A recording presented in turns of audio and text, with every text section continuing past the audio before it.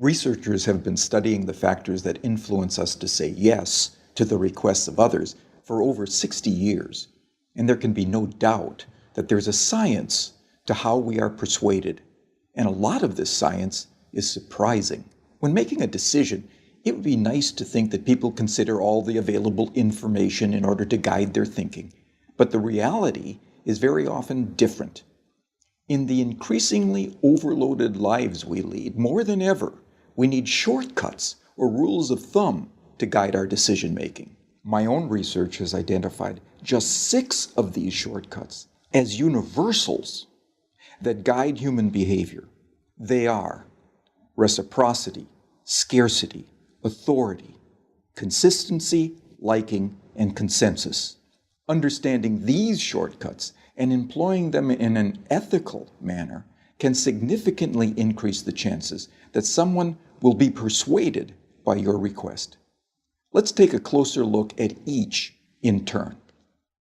So, the first universal principle of influence is reciprocity.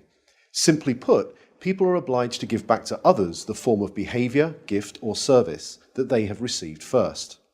If a friend invites you to their party, there's an obligation for you to invite them to a future party you are hosting.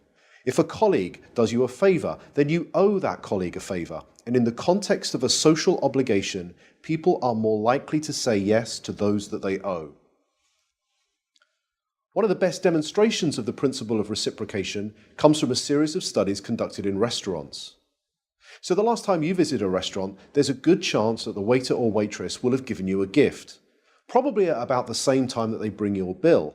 A liqueur perhaps, or a fortune cookie, or perhaps a simple mint. So here's the question.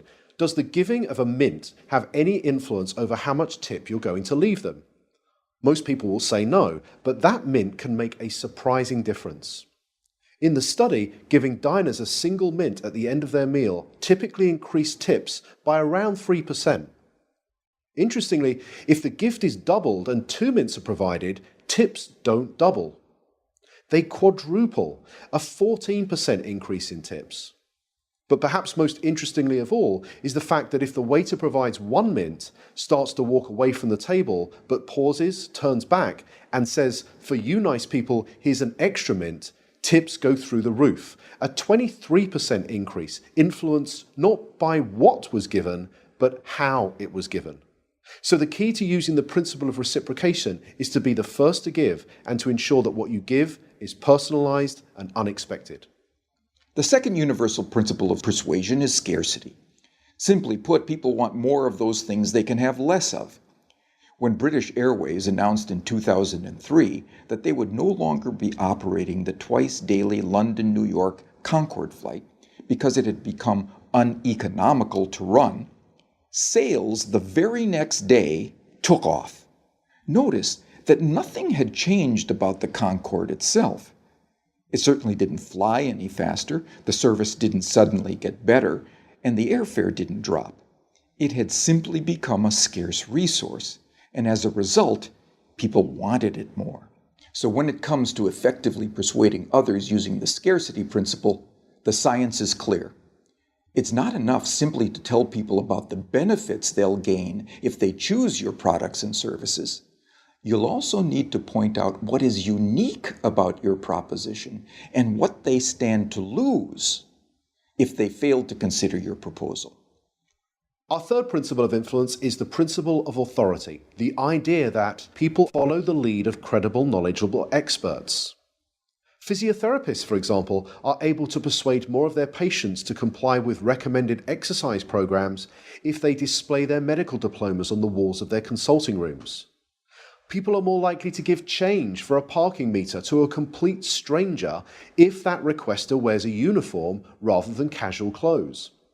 What the science is telling us is that it's important to signal to others what makes you a credible, knowledgeable authority before you make your influence attempt. Of course, this can present problems. You can hardly go around telling potential customers how brilliant you are, but you can certainly arrange for someone to do it for you.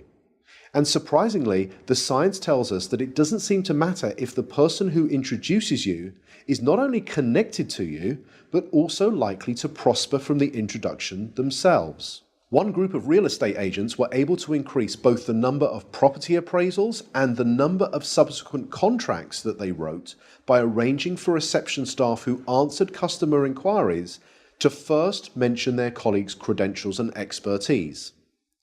So, customers interested in letting a property were told, "Lettings? Let me connect you with Sandra, who has over 15 years' experience letting properties in this area." Customers who wanted more information about selling properties were told, "Speak to Peter, our head of sales. He has over 20 years' experience selling properties. I'll put you through now." The impact of this expert introduction led to a 20% rise in the number of appointments and a 15% increase in the number of signed contracts. Not bad for a small change informed from persuasion science that was both ethical and costless to implement. The next principle is consistency. People like to be consistent with the things they have previously said or done.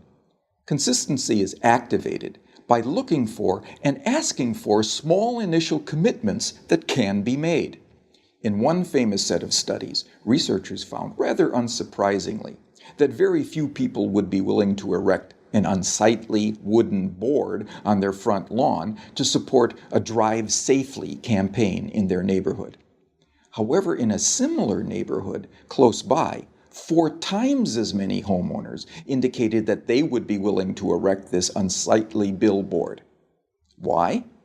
Because 10 days previously, they had agreed to place a small postcard in the front window of their home that signaled their support for a Drive Safely campaign.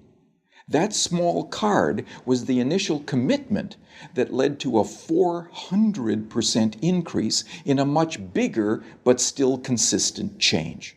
So, when seeking to influence using the consistency principle, the detective of influence looks for voluntary, active, and public commitments and ideally gets those commitments in writing. For example, one recent study reduced missed appointments at health centers by 18%, simply by asking the patients rather than the staff to write down appointment details on the future appointment card. The fifth principle is the principle of liking. People prefer to say yes to those that they like. But what causes one person to like another? Persuasion science tells us that there are 3 important factors. We like people who are similar to us, we like people who pay us compliments, and we like people who cooperate with us towards mutual goals. As more and more of the interactions that we are having take place online, it might be worth asking whether these factors can be employed effectively in, let's say, online negotiations. In a series of negotiation studies carried out between MBA students at 2 well-known business schools, some groups were told, "Time is money, get straight down to business." In this group, around 55% were able to come to an agreement. A second group, however, were told, "Before you begin negotiating, exchange some personal information with each other. Identify a similarity you share in common, then begin negotiating." In this group, 90% of them were able to come to successful and agreeable outcomes that were typically worth 18% more to both parties. So to harness this powerful principle of liking, be sure to look for areas of similarity that you share with others and genuine compliments you could give before you get down to business. The final principle is consensus.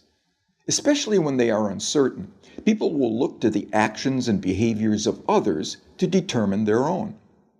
You may have noticed that hotels often place a small card in bathrooms that attempt to persuade guests to reuse their towels and linen.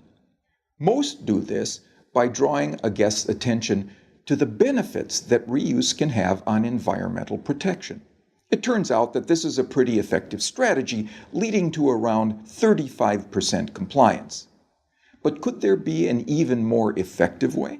Well, it turns out that about 75% of people who check into a hotel for 4 nights or longer will reuse their towels at some point during their stay.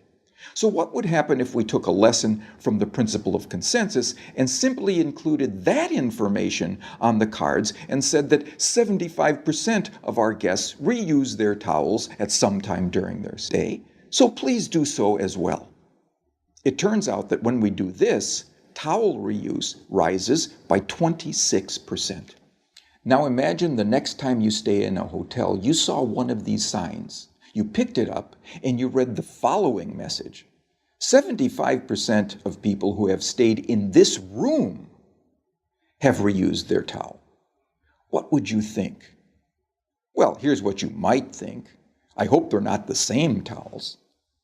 And like most people, you probably think that this sign will have no influence on your behavior whatsoever. But it turns out that changing just a few words on a sign to honestly point out what comparable previous guests have done was the single most effective message, leading to a 33% increase in reuse. So, the science is telling us that rather than relying on our own ability to persuade others, we can point to what many others are already doing, especially many similar others. So there we have it, 6 scientifically validated principles of persuasion that provide for small, practical, often costless changes that can lead to big differences in your ability to influence and persuade others in an entirely ethical way. They are the secrets from the science of persuasion.